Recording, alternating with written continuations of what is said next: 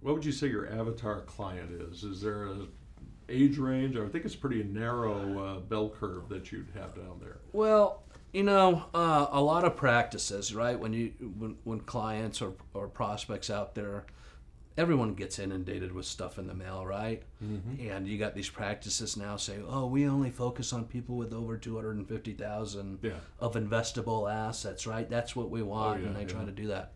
I pride myself on not doing that. Mm-hmm. Do you have a minimum? I do not. Okay. And I don't know that I ever will. That's not who I am.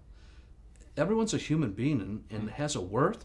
Yeah. I don't care if you got $5,000, $10,000. If you need help and you need advice, I want to help you. It means you could say, oh, somebody with $50,000. I spend as much time with somebody with $50,000 to their name to help achieve their goals and get them to where they need to be, to put them at ease, as somebody with $5 million. It's the same work. We've known each other, I don't know, 5 or 6 years now, I think.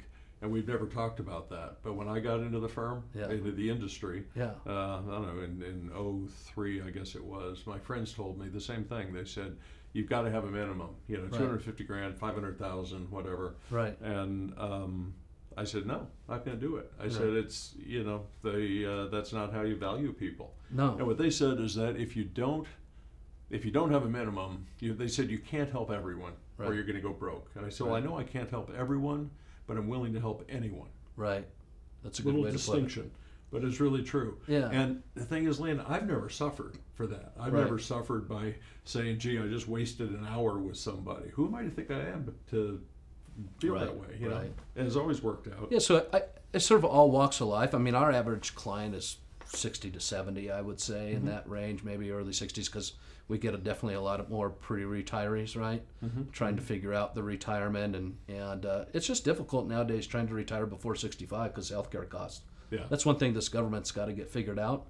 Social Security, you could take it as early as 62, but your whole check goes to healthcare. Yeah.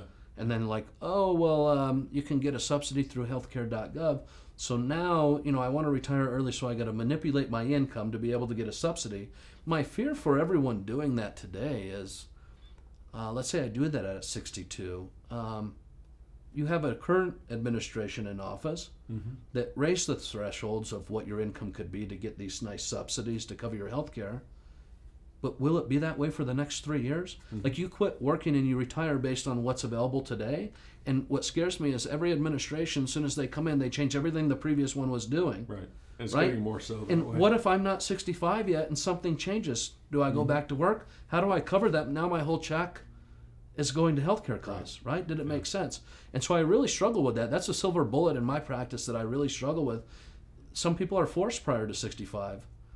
And how do we make it work, right? So a unique area, but 60 to 70, I said, with the market being so good since 2008, I mean, I would say most people have over 250,000 or so that I meet in their retirement plan through work. I mean, the largest assets we see is equity in their real estate. Phoenix, booming market, right? Crazy. Booming real estate market. And outside of that is their employer plan. And those work so well because they're dollar cost averaging, right?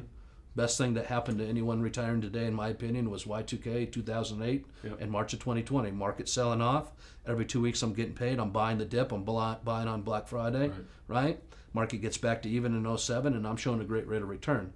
The problem with that is the expectations, because over the last 22 years, that's what they've been doing. And recency bias. They think that's how it works in retirement. Yeah. And it doesn't. And especially young people. Right. Young people. I mean, one of the best things the government did was when they said they changed the law around to say with the 401k, you're already opted in, you have to opt out.